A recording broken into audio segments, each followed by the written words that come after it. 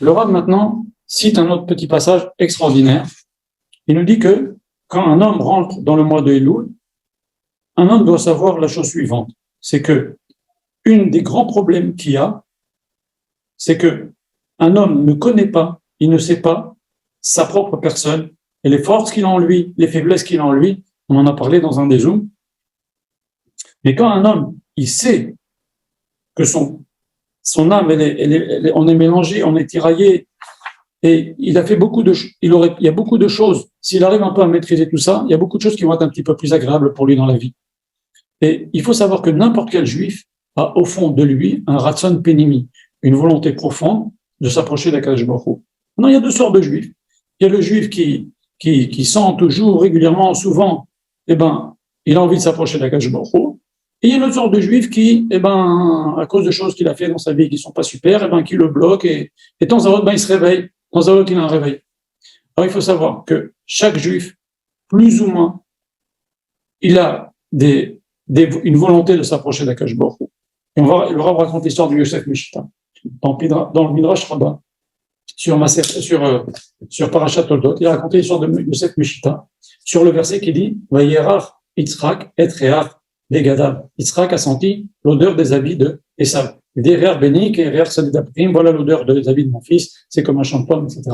Il a senti l'odeur du Gan Eden. Et Chachamim nous disent Atikra Begadav et la Bogdav. Yitzhak a senti l'odeur des traîtres de l'âme Israël. Le Midrash dit donc justement l'histoire de Yosef Meshita. Yosef Meshita, c'est un type, il a fait que d'Avéro toute sa vie. Et quand les Romains rentrent dans le Beth Amikdash, ils demandent, ils n'osaient pas rentrer dans le Beth, ils vont voulu détruire et d'abord piller le Beth Amikdash avant de le brûler. Ils ont dit, ils ont pas osé rentrer. Ils ont dit, on va envoyer un juif. Ils ont cherché un juif. Quel juif pourra rentrer et commencer à piller le Beth Amikdash? Alors qu'un juif n'a voulu, bien sûr.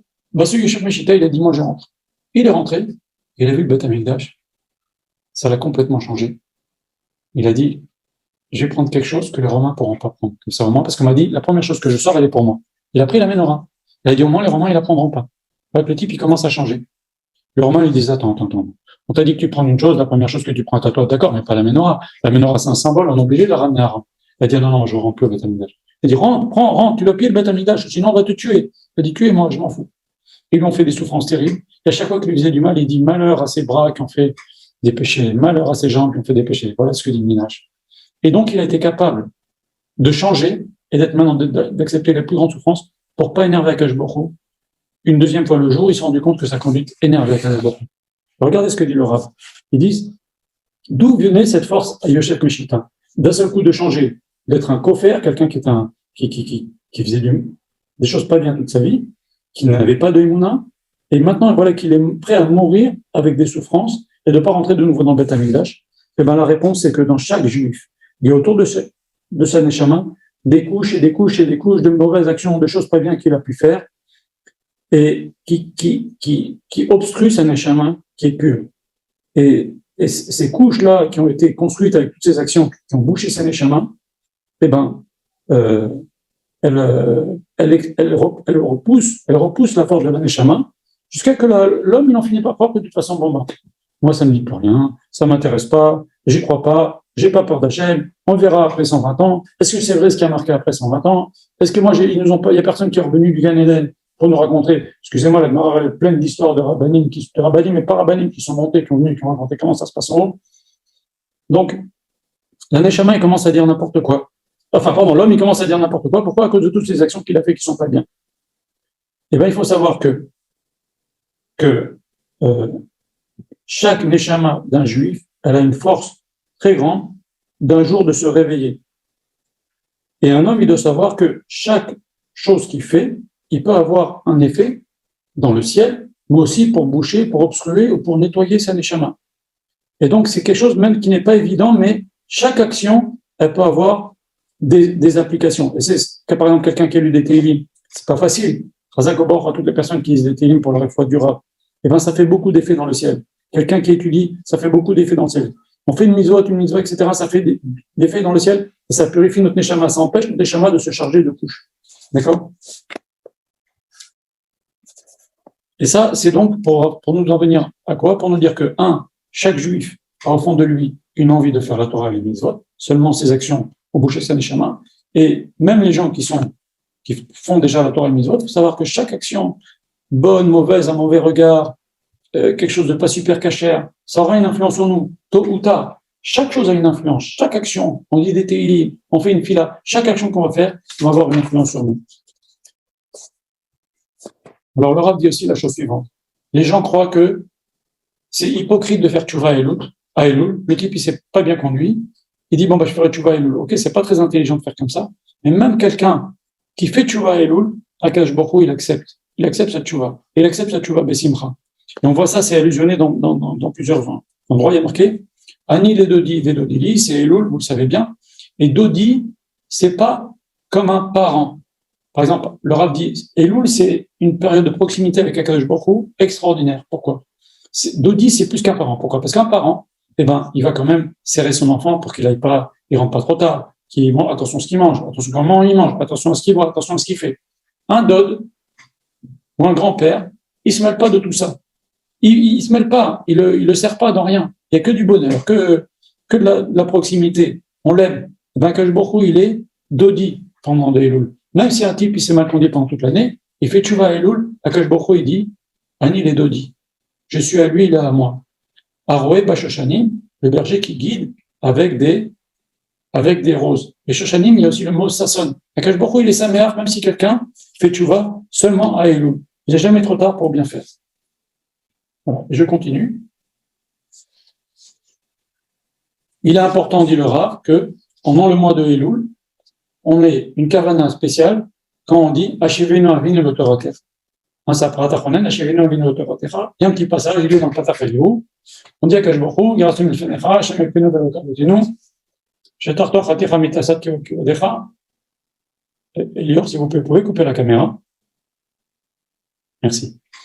On demande à Kajbochou, s'il te plaît, fais un passage sous le Kisa Kavod pour accepter, pour faire les tchouva. Moi, en premier, on cite son nom. On cite aussi le nom, si on a des enfants, si on a des frères, si on a des sœurs, des amis qui commencent un petit peu ou qui ils sont un peu partis sur le côté. C'est un moment très propice pendant Elul de rajouter ce petit passage qu'il y a dans Hashivenu. Le Rav insiste beaucoup là-dessus. Voilà. Donc, n'oubliez pas de faire ça maintenant jusqu'à Kippour. Alors, le Rav dit maintenant la chose suivante dans ce livre. Il nous dit que pendant le mois de Elul, on sent dans notre cœur un peu de crainte. Et plus on va s'approcher de Rosh Hashanah, plus notre Neshama va sentir. On va commencer à avoir des regrets. On va se demander, on va se poser des questions. On va essayer de s'arranger. Mais le Rav dit comment on peut bien arriver pour une bonne année avec plein de bracha. Ça pourra faire l'objet d'un autre cours, mais le Rav dit que il est très important, c'est la shmiya. Attention à ce qu'on voit, attention à ce qu'on écoute. Ce qu'on écoute a une influence. Vous pouvez voir toutes les bonnes décisions qu'on a prises dans la vie, c'est parce qu'on a écouté quelque chose qui nous a convaincus. Et toutes les mauvaises décisions ou les mauvais choix qu'on a fait de notre vie parce qu'on a vu quelqu'un, on a entendu quelqu'un mal se conduire.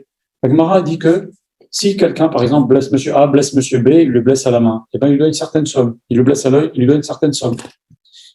Et comment on évalue cette somme? Eh ben, par exemple, on voit un esclave avec un œil au lieu de deux yeux, eh ben, il coûte une certaine somme.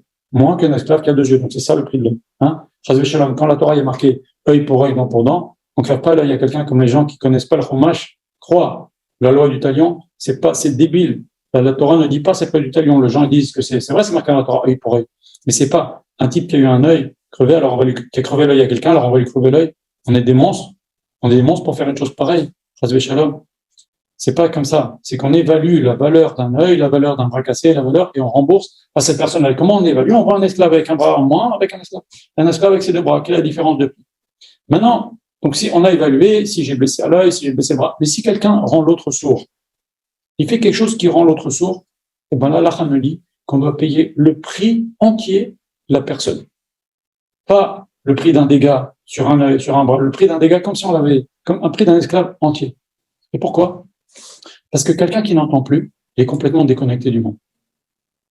Alors attention, quelqu'un qui a entendu avant, il n'est pas complètement déconnecté. Mais enfin, en tous les cas, si on blesse quelqu'un, le sens de l'ouïe, on le déconnecte du monde. Pareil aussi avec la vision. C'est pour ça d'ailleurs que la Torah nous dit, vous entendrez, il y a marqué, plein de fois dans la Torah, Im Shamoa, Tishmeu, El Mizotai. Pourquoi le mot Shamoa? Parce que la Shemina, c'est quelque chose qui influence beaucoup notre conduite dans la vie.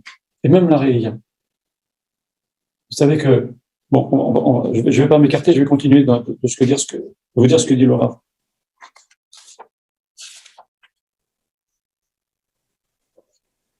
Regardez d'ailleurs, dans Pirkei Avot, Rabbi Yochanan ben Zakkai, il fait la louange de ses élèves, et quand il parle de Rabbi Yoshua ben Hanania, il dit Ashrei Yoladto, heureux sa mère. Pourquoi? Nous disent les Chachamim, les Mefarshim, c'est que quand elle était enceinte de sa mère, elle passait sa journée à rentrer dans le Beth Midrash où il y avait les Chachamim. Et comme ça, le bébé dans son ventre, entendait. Et quand elle a accouché, elle était avec son bébé dans le berceau, et elle passait d'un Beth Midrash à l'autre, et que le bébé, il entend Torah, Torah, Torah, Torah. Et les Chachamim, ils savaient que Sabé Yoshua ben Levi, il arrivait à ce niveau-là, Ben Hanania, il arrivait à ce niveau-là, c'est par le srout de sa mère. Donc c'est pour ça qu'on dit Ashrei Yoladto. Et bien tout ça, pourquoi? Grâce au sens de Louis. Et justement, les gens qui font pas attention, qui veulent pas écouter la Torah, eh ben, ils veulent pas écouter des cours, ils veulent pas écouter les conseils d'un rab, etc. Ça ressemble un peu à le Ben Sorer Romoré, qui veut pas entendre ses parents. Et d'ailleurs, le Rav Chaim Kadosh, il dit Enenu. Il dit pas Eno Shomea. Enenu. Il refuse définitivement. Il est complètement enfoncé, englué dans le mal. Définitivement, il veut pas entendre. Et ça, c'est très grave. Par contre, quelqu'un qui a entendu une fois, eh ben, il n'est pas patour des mitzvot. Vous savez qu'un sourd est patour des mitzvot. Il n'est pas patour de faire les mitzvot. Il n'a pas besoin de les faire. On lui demande pas de faire des interdits, mais certaines mitzvot, il n'est pas patour des mitzvot positives. Ok, par exemple. Mais quelqu'un qui a entendu déjà, eh ben, il n'est pas patour. Pourquoi? Parce qu'il a compris déjà comment les choses se passent. Et si après il est devenu sourd, il n'est pas patour des mitzvot. C'est pareil. Quelqu'un qui a goûté le Hémet, quelqu'un qui a fréquenté les Chachamim, quelqu'un, il peut pas, qui a vu, souvent leur avait dit, Akash Baruch Hu, il nous juge en fonction de ce dont on a été capable. Tu as été capable un jour de prier avec Havana. Tu as été capable un jour d'ouvrir ton cœur et de faire la tzedaka. Tu as été capable un jour d'étudier beaucoup. Alors pourquoi tu n'es pas capable de cette fois? Comprenez? Voilà. Et je termine par un petit passage de ce que le Rav dit, deux petits passages de ce que le Rav dit sur Rosh Hashanah. Il dit, Akash Baruch Hu nous donne Rosh Hashanah. Il décide sur notre vie, sur notre santé, sur la parnassa, ou chas v'shalom, sur des maladies, des problèmes, des gens qui nous embêtent. Tout peut changer ce jour de Rosh Hashanah. Si on a eu une année difficile, une année avec des problèmes, une année avec des soucis, on n'arrive pas à se marier, on n'arrive pas à avoir des enfants, on n'arrive pas à guérir, on n'arrive pas dans la parnassa. Le jour de Rosh Hashanah, c'est une redistribution des cartes. Hachem, oui. C'est pas comme on lit dans le journal, il y a eu tant de Covid, il y a eu tant ça et ça. C'est pas il y a eu, c'est Akash Baruch Hu qui donne. Chaque chose, c'est Akash Baruch Hu qui donne. À Rosh Hashanah, l'homme, il a un petit peu ce flash-là, qu'il se rend compte qu'Akash Baruch Hu décide tout ce qui se passe dans le monde. Dans l'ensemble du monde, mais aussi au niveau particulier.